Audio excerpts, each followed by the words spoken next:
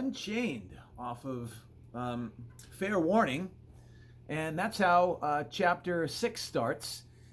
Again, my guitar stand is off camera. Give me a second.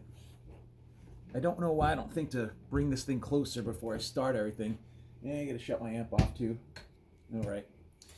Yeah, so chapter 6, that's what I'll be talking about right about now. My name's Elton. Welcome to Elton's 15. And so, yes, this is a recap of Alex Van Halen's book about his brother, Eddie Van Halen. It's called Brothers. If you haven't got it, go get it. If you're a Van Halen fan, this is definitely one to have. In fact, if you don't have any book about Van Halen, this is the one to have. This is right from a Van Halen directly. Pretty awesome. So it starts off with the lyrics for Unchained. And so it's like, no, I don't ask for permission. This is my chance to fly. Maybe enough ain't enough for you, but it's my turn at a try. Now, I never knew the lyrics said it's my turn at a try. I always thought it was my turn to try. But that's the lyric that starts chapter 6. Now, chapter 6 is sort of really focused in on club day stuff, particularly at Gazzarri's. Bill Gazzarri's, the guy that owned Gazzarri's, and how Van Halen tried like a lot to try to break into that club. And so we're looking at 1976, 75, 74, somewhere in that time frame. Sunset Strip, which, for me in my time frame, being born in the 70s and growing up with the music of the late 80s, before the grunge movement, the Sunset Strip meant Motley Crue and a lot of hair bands, but it was a fully thriving and wonderful music scene for rock, even in the 70s. And Van Halen is one of those bands that rose through the ranks on the Sunset Strip. So you had places like the Whiskey, a Go-Go, you had the Roxy, a place called the Troubadour, which was more geared towards, as Alex says in the book, more the Eagles. And in those clubs, you couldn't play there unless you, in fact, had a record deal or had a record out, something to that effect. But at Gazzarri's, they had a history. The Doors had played there as an unsigned band. And Van Halen really honed in target-wise to try to get to play there. And they had a few auditions that were just not cutting it at all. And they didn't give up. I mean, they continued to play shows. And they were building up such a massive following. Oh, there goes my computer talking to me. Anyways, no edits here. They were building up quite a following that the booking agent for Gazzarri's actually saw them play at Pasadena Civic College. And it was there that he saw that, they drew 1,000 kids, and they were really just not only pulling in numbers, but also keeping the numbers, which is what got them their foot in the door. So they ended up going to Gazzarri's, and they were given sort of a trial basis. And, it was one of these kind of things that the culture within this time frame Alex kind of sets up. It's end of the Vietnam War, Watergate, the Richard Nixon sort of scandal there for the presidency of the United States. Big recession, crime was up. So when they showed up to Gazzarri's to play, they got there really early, did their sound check, and then now what? It's 1:30 in the afternoon. They had to stick with their gear because of the crime and not wanting to lose their stuff. And, they couldn't start drinking. It was too early.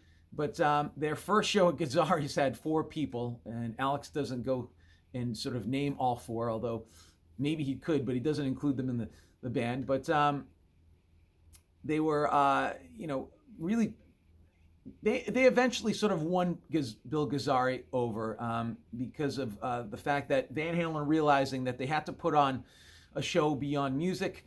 They had to keep people moving, dancing. The more they would dance, the thirstier they'd get, the more that they would drink.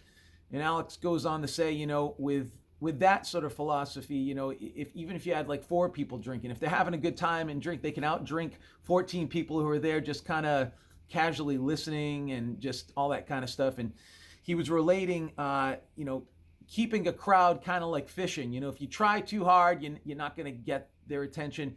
If you don't try at all, obviously you're not going to get it. But you kind of have that intermediary sort of step for hanging on to a crowd.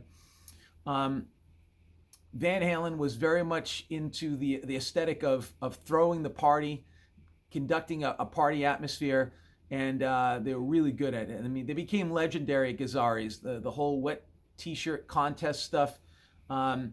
Anyways, they for their first gigs there, I think they get paid $75 at the end of the week, and that was $75 to kind of spend or split between all four members, which is, I think, even in 1970s money, pretty cheap money. They weren't raking it in for sure. They were playing 3 sets a night, and they were a cover band. And when they were done playing, Alex says that at the end of the night, they still went out and sort of partied. They're out in Hollywood, and they are untethered, as he puts. They were actually, I'm trying to think of the verbiage that he used, unsupervised. I thought that was an interesting word to describe them outside of once their show was done and then cut loose into Hollywood. And on the Sunset Strip at that time, I mean, you had like John Lennon would be seen there, Keith Richards, Ringo Starr, Ritchie Blackmore, and John Bonham. And Alex has a really interesting story about meeting Bonzo, John Bonham, in the Rainbow. I guess Bonzo had been drinking quite a bit, and Alex was very excited to go meet him. And Bonzo's like, "Who the heck are you?" And ends up taking a swing at Alex. And Alex says he didn't connect, but wished that he did, because what would be better than actually getting, punched in the head or knocked out by John Bonham? But that didn't happen. As far as the whole deal with keeping an audience and keeping them entertained back at Gazzarri's, Alex would go on to say, you had to read the crowd, and if there was like a beer bottle thrown or like kind of fight stuff, you break into like James Brown and try to get the people clapping to sort of get their participation and maybe target their attention away from that kind of stuff. He said humor actually worked really well too, and of which David Lee Roth was really good, self-deprecating personality, at least back then, and his showmanship lent itself within that direction too. So Van Halen, as Alex says, was great for firing people up, getting people sort of supercharged and amped, and that was sort of their gift. So they ended up playing 5 to 6 nights at Gazzarri's. As far as who was there, Alex said that the people that were mostly there were people who were tourists, and that you have to break into the other clubs in order to get sort of a scene where you get people looking for you and the band. Alex quotes Eddie as, "We're here at Gazzarri's to pull them in to the bar." To drink, not pull them in to see the band, pull them in number-wise. And I thought that was pretty insightful on Ed's part, as Alex sort of quoted Ed with that. But anyways, during this time, Mama Van Halen there, Eugenia Van Halen, Ed and Al's mom, was still like, "You boys got to get, respectable jobs, go get a suit, get a real job." But they were actually, they were taking their gigging and clubbing super serious. I mean, everything was very much 100%. 100% about the music, 100% about all aspects, including performance, and just committing to getting better. He also went on to say, Alex did, that, within the confines of the club days, you're learning your craft, you're building your repertoire, you're learning. It's like a camp of sorts. And he likens it to when the Beatles were over in Hamburg, Germany, playing the Star Club. It was kind of, that was, by all accounts, the Beatles' training ground for how great they became, because they were able to work so many things out in those years that they spent there. And Alex likens Van Halen very much during their club days, beginning at Gazzarri's, as being that, their training ground. And it's true. There's a lot to be said for that, and today we've got, the American Idol and all these other shows where you make instant success for kids and singers that they haven't learned the craft in terms of like what the I don't know the ropes are. It's like all that skipped, and it doesn't seem to serve them well in the overall. If you're starting and you're really kind of punching it out, slugging it out, and really being put through the paces, it just toughens you and hardens you up, and the product that you become, and it's weird to say that product, but what you ended up ultimately becoming is a very well-oiled machine, so to speak. Anyways, Al talks about Ed's guitar technique, which is developed. Ed's getting better, everybody's getting better, and he starts talking about the technique of the tapping technique, right? So Ed is credited for this kind of thing where you're bringing the picking hand onto the neck. My amp is not plugged in. I'm not going to plug it in. But anyways, that technique, Ed did not invent it. Eddie Van Halen never said that he invented it. There were other players that, in fact, had that as their repertoire, but Ed popularized it. And I got to tell you, for his time, no one came close to the way he advanced that technique and how he incorporated it within sounds. That's undisputable. You can say that other people did it for them before Eddie Van Halen, and that's about all you can say. But if you compare what Ed did in contrast to what other players who sort of dabbled in what that technique was, it's like trying to compare very basic intro stuff with high advanced, like, I don't know, college degree stuff. Huge difference.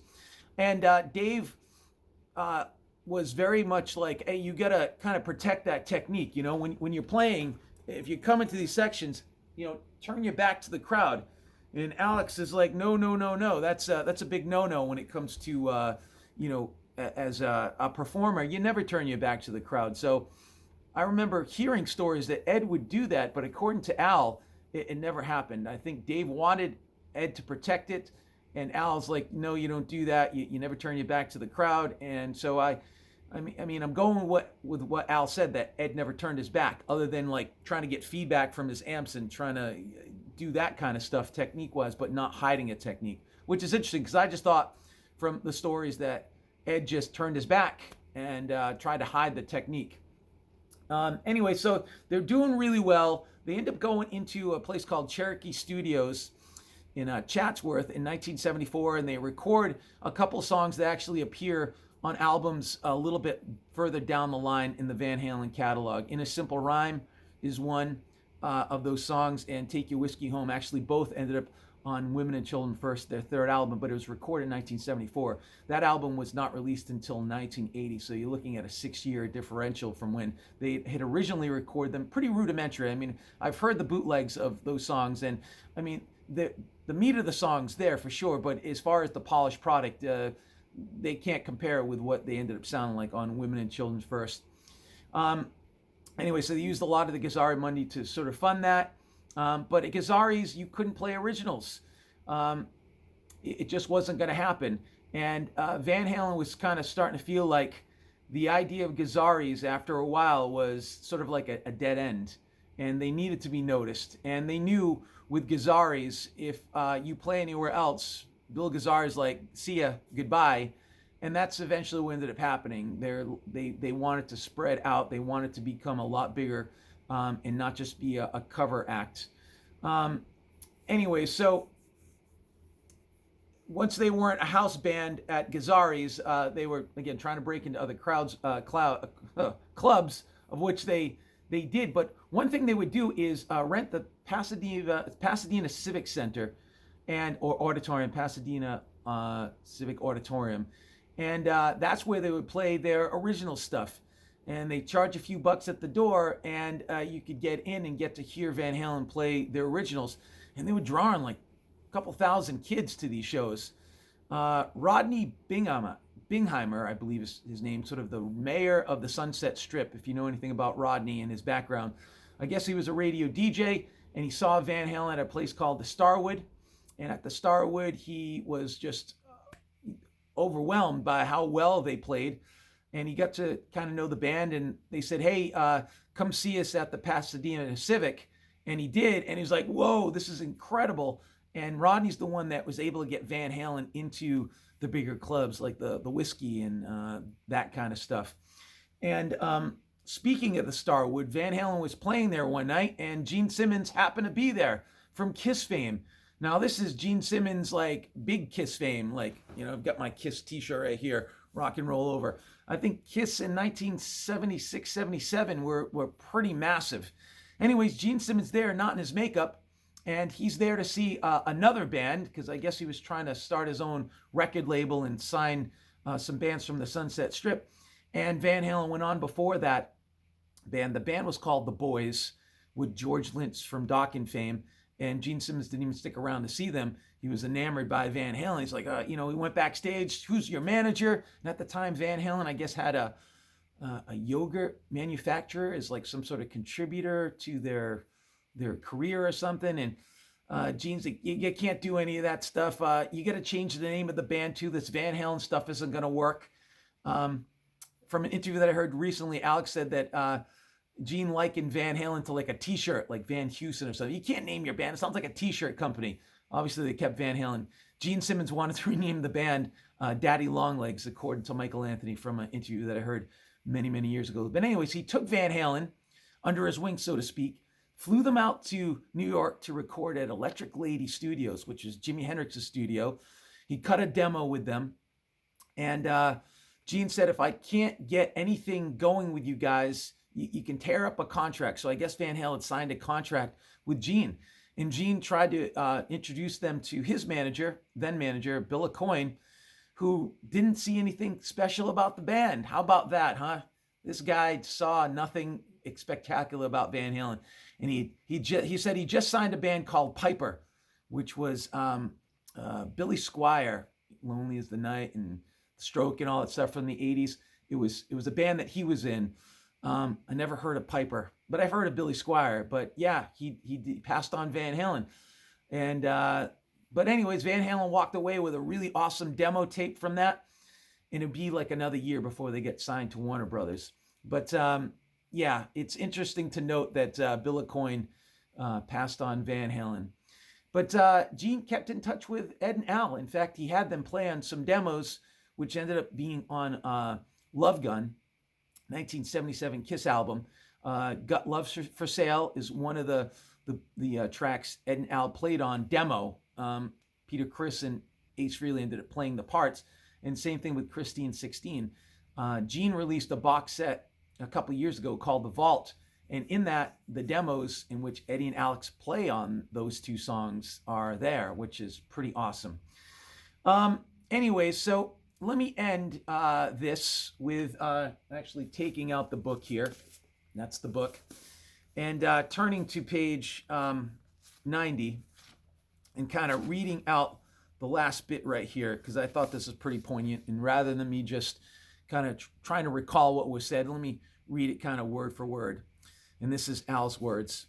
We didn't know at the time that there was, well, actually, let me write. Yeah, okay. What we didn't know at the time was that there's a way in which the club days were the pinnacle of our experience on planet Earth. That's when we got the highest highs, because the potential of being great was still out there. That's when the dream of Van Halen was the most magical, because it was still a dream. There's nothing more exciting than thinking you're on the verge of achieving everything you've ever wanted, including achieving it. And so, according to Al, that time frame was it. It was the highest of highs. It was everything that, because it was unknown. And then from there, as their career took off, and the pinnacles that they reached, even with stardom and fame and money and stuff like that, looking back at his age now, Al's 70, and seeing that time when they weren't signed as being the most special. That's pretty cool. You know, you're not floating in all the money and all the adulation here. You're really working. You're hungry. That hunger. I think Rocky had it pretty good. The eye of the tiger, right? Maybe it's that. Anyways, so that's a good way to end it. That's pretty much chapter 6. Thank you very much. If you made it this far, awesome. My name's Elton, and this is Elton 15. Thanks.